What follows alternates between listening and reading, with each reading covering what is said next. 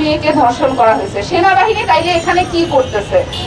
তারা যদি মনে করে অভ্যন্তরীণ ভাবে কোর্ট মার্শাল করে আমরা শাস্তি দিয়ে দিব, আমরা তাদেরকে বলতে চাই ধর্ষণটা কথিত একজন শিক্ষার্থীকে, আমাদের বোনকে, এটা পাবলিকলি করা হয়েছে। আপনি আলাদাভাবে ব্যক্তিগতভাবে এটার কোনো শাস্তির ব্যবস্থা করতে পারেন না। আপনি যদি শাস্তি দিতে চান এটা অবশ্যই জনসম্মুখে দিতে হবে এবং জনগণকে জানিয়ে দিতে হবে। আর সেনাবাহিনীর কর্মকাণ্ডের কথা আসলে শুরু করলে শেষ হবে না।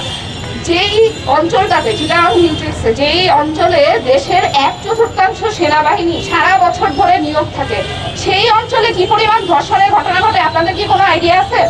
এখন সেনাবাহিনী যদি বলে না এগুলোতে আমাদের কোনো দায় নাই, আমরা কোনো খবর রাখি না কে ধর্ষণ করে, তাহলে তাদেরকে প্রশ্ন করতে হবে কেন আপনারা খবর রাখেন না? আপনাদের সেনা মোতায়েন করা হয় কি জন্য?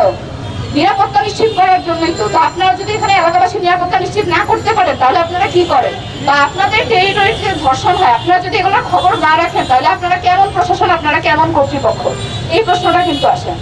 আপনাদের হয়তো এমসি কলেজের ধর্ষণের ঘটনাটা মনে আছে। এমসি কলেজের ধর্ষণের ঘটনায় 9 জনের বিরুদ্ধে মামলা দায়ের করা হয় এবং 9 জনই ছিল ছাত্রলীগ কর্মী। এই মামলারও কিন্তু কোনো নিষ্পত্তি হয় নাই বা কোনো গ্রেফতার দেখানো হয় নাই। এছাড়া নোয়াখালীতে গৃহবধূ ধর্ষণের একটা ঘটনা খুব সম্ভবত গত বছর, এটা হচ্ছে অনেক লাইমলাইটে আসছিল। কেন? কারণ আমরা প্রচন্ড নৃশংস একটা ভিডিও আমরা আসলে ফেসবুকে দেখছিলাম। গৃহবধূকে বিভ্রস্ত করে তাকে হেনস্থা করা হচ্ছে, এই ভিডিওটা ফেসবুকে আসছিল। আপনারা কি জানেন যে এই ভিডিও ফেসবুকে পাবলিশ হওয়ার আগ পর্যন্ত পুলিশ সেই ধর্ষিতার মামলায় গ্রহণ করে নাই বা পুলিশ হচ্ছে ওই ঘটনাস্থলে যায়ই নাই। শুধুমাত্র এই ভিডিও পাবলিশ হওয়ার পর হাইকোর্ট যখন পুলিশকে নির্দেশ দেয় যে না আপনারা গিয়ে তদন্ত করেন, তখন হচ্ছে পুলিশ ঘটনাস্থলে যায় তদন্ত করার জন্য। 1-2টা ঘটনা যদি হতো তাহলে আমরা এটাকে বিচ্ছিন্ন হিসেবে ধরে নিতে পারতাম, কিন্তু আমরা বারবার বছরের পর বছর আমরা দেখছি যে রাষ্ট্র আমাদেরকে ফেল করতেছে, রাষ্ট্র আমাদের নারীদেরকে নিরাপত্তা দিতে পারতেছে না। আমাদের আজকের ধর্ষণের যে ন্যারেটিভ, এটা কোনো পুরুষ বনাম নারী ন্যারেটিভও না, এটা কোনো নর্মাল ন্যারেটিভ না। এই ন্যারেটিভটা হচ্ছে রাষ্ট্র বনাম নারীর ন্যারেটিভ। রাষ্ট্রযন্ত্র কখনোই কার্যকর ছিল না এবং নারীর নিরাপত্তাটাকে তারা কোনোদিন প্রায়োরিটি হিসেবে নেয়ই নাই। যদি নিত তাহলে যে কোনো ধর্ষণ মামলা দায়ের হওয়া মাত্র তাদের একটা তৎপরতা থাকতো এটা সমাধান করার জন্য এবং পুলিশ এই ব্যাপারে সহযোগিতা করতো। শুধু পুলিশের সহযোগিতার কথা কেন বলতেছি, পৃথিবীর প্রত্যেকটা দেশে ধর্ষণ এবং সেক্সুয়াল অ্যাসাল্টের জন্য আলাদা এলিট ফোর্স গঠন করা হয়, স্পেশাল ভিকটিমস ইউনিট, তারপর হচ্ছে serious crimes against women unit. আমাদের দেশে এরকম কোনো এলিট ফোর্স তো নাই, বরং যেগুলো আছে ডিবি, তারপর ওরা হচ্ছে এসব বিষয়ে ওদের কোনো কনসার্নই নাই, বরং ধর্ষণ মামলাটা আসলে তাদের প্রায়োরিটির একদমই নিচের লিস্টে থাকে। আর আপনার এখানে সোশ্যাল কনটেক্সটটা বুঝতে হবে। একজন ধর্ষিতাকে সে মামলা করলো বাদী হয়ে বা তার পরিবারের কেউ করলো। এখন আমাদের দেশের যে পুলিশ প্রশাসন তারা ধর্ষিতাকে যেভাবে হ্যারাস করে, যেভাবে বারবার হচ্ছে সেন্সিটিভ প্রশ্নগুলো করে, সেখানে একজন ধর্ষিতা সামাজিক লজ্জার ভয়ে কিন্তু খুব বেশি দিন যাবৎ মামলা নিয়ে আগাইতে চায় না। অধিকাংশ ক্ষেত্রেই দেখা যায় যে মামলার নিষ্পত্তি করা হয় এবং এই নিষ্পত্তি করার পর তখন আপনারা কি বলেন যে আসলে মিথ্যা মামলা করা হয়েছিল, এই জন্য নিষ্পত্তি হয়ে গেছে। মামলার নিষ্পত্তি হয়ে যাওয়া, প্রভাবশালী গোষ্ঠীর প্রভাবের কারণে মামলার নিষ্পত্তি হয়ে যাওয়া মানেই কিন্তু মিথ্যা মামলা দায়ের করা না।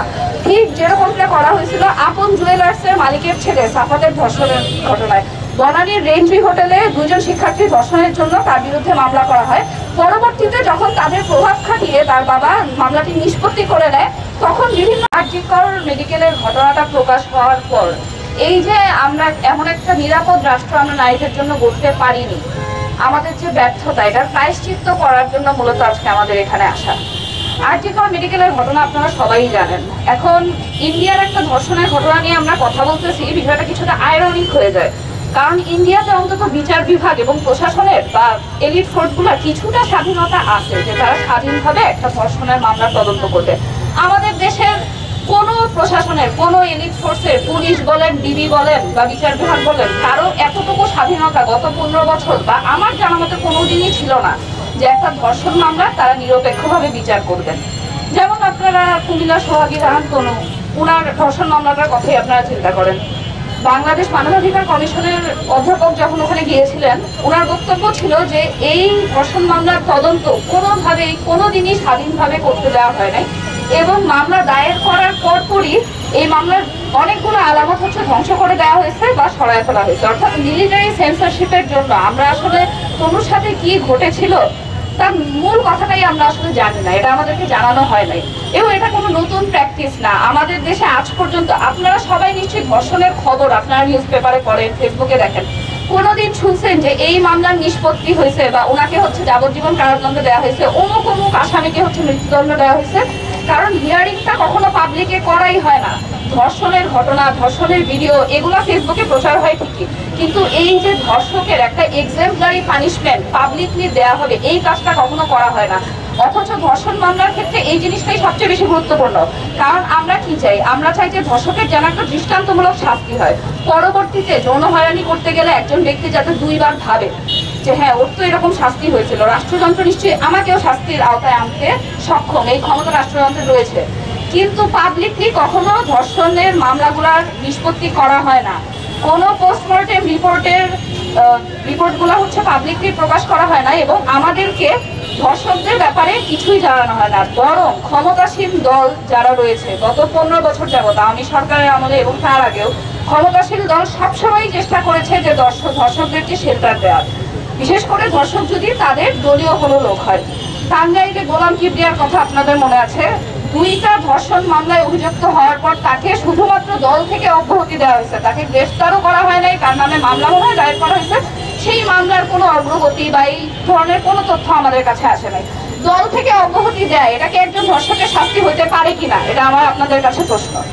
এই ধর্ষকের তো অবশ্যই শাস্তি হওয়া উচিত ছিল, যেহেতু সে একজন দলীয় ব্যক্তি এবং দল থেকে তার শাস্তি নিশ্চিত করা উচিত ছিল, কিন্তু সেটা করা হয় নাই।